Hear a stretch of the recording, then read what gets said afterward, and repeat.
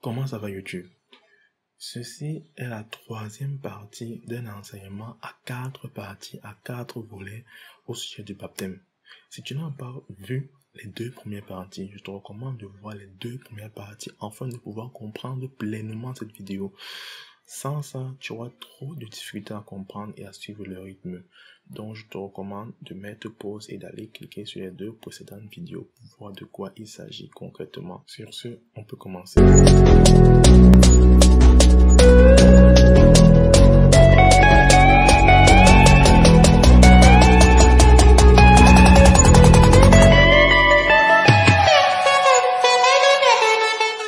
Le 9e chapitre d'Actes des Apôtres.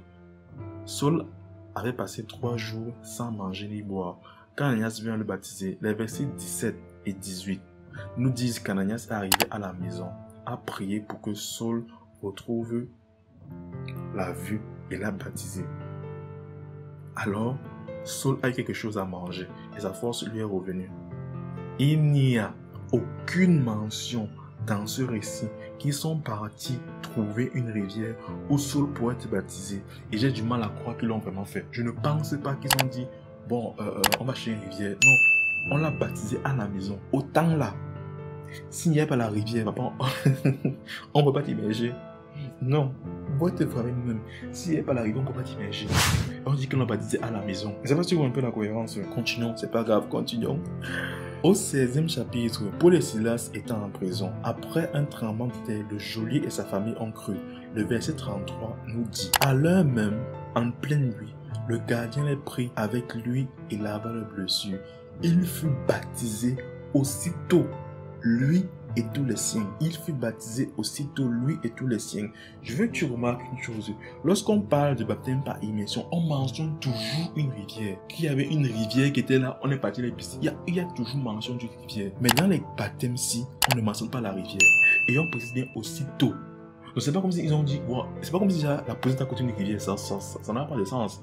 Et une prison à côté d'une rivière, ça ne j'avais dit que c'est pas stratégique. Une fois encore, c'est vraiment difficile d'imaginer qu'ils ont été baptisés par immersion, parce qu'ils étaient chez eux. Alors là, encore plus loin, on dit que les gars, lorsque dans Acte 2, verset 41, en une seule journée, on a baptisé 3000 personnes. Je vais te poser une question, est-ce qu'il y avait une piscine assez grande à Jérusalem pour immerger 3000 personnes, même par groupe? J'ai besoin qu'on les mette par groupe.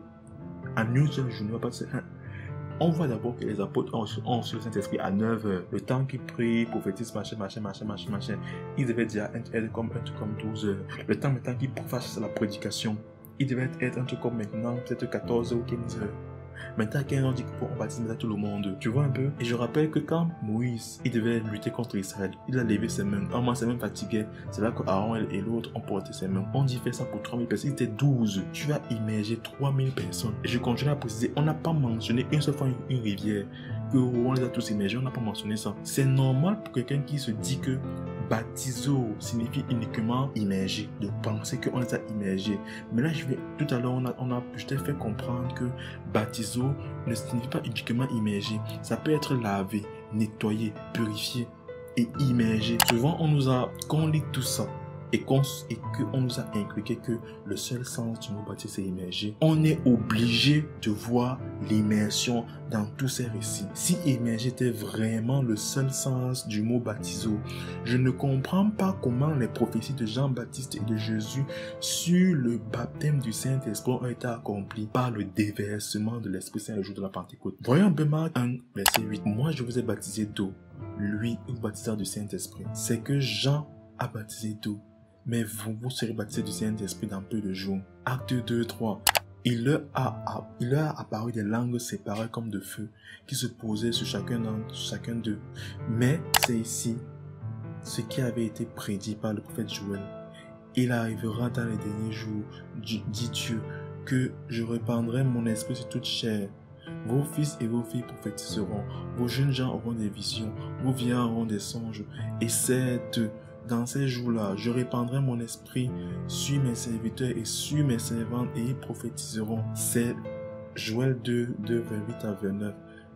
Joël 2, 28 à trouve son accomplissement dans Acte 16, 18 dans Acte 2, 16 à 18. Les apôtres Paul et Pierre utilisent le mot baptême pour décrire 2 événements majeurs de l'Ancien Testament. 1 Corinthiens 10 à 4 raconte l'histoire des enfants d'Israël à l'époque de Moïse. Ils affirmaient qu'ils ont été baptisés en Moïse dans la nuée et dans la mer.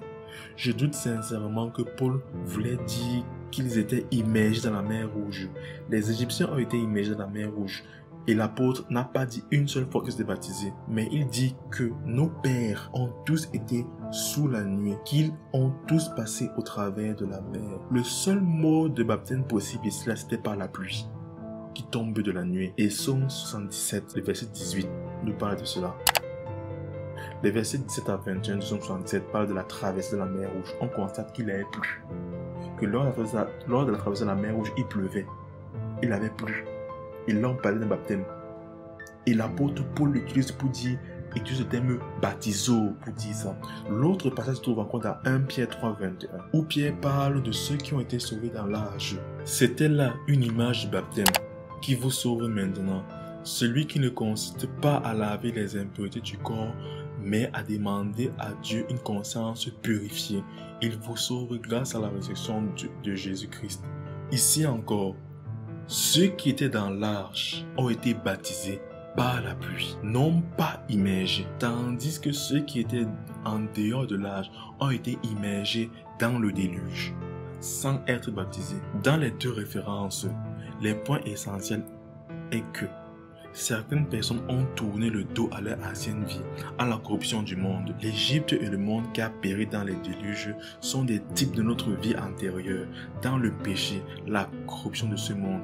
Ces écritures indiquent un changement de pensée et les intentions des cœurs de ceux qui ont choisi de suivre les commandements de Dieu. Dieu a montré son acceptation dans les décisions par l'eau qui tombait du ciel, par l'eau qui tombait des nuages. Ce sont des exemples métaphoriques, on est tous d'accord. Mais je crois sincèrement que les apôtres auraient choisi un autre mot que baptiso pour décrire ces événements s'ils voulaient enseigner au peuple que la seule signification du mot baptême c'est immersion. Je pense réellement que s'ils voulaient vraiment dire aux gens que la seule signification du mot baptême c'est immersion, il doit choisir un autre mot que baptême. Autre utilisation du mot baptiso. Dans les versets suivants, les mots baptiso et baptismo sont traduits par lavage ou ablution. Et lorsqu'ils reviennent des places publiques, ils ne mangent point non plus sans s'être baptiso, lavé.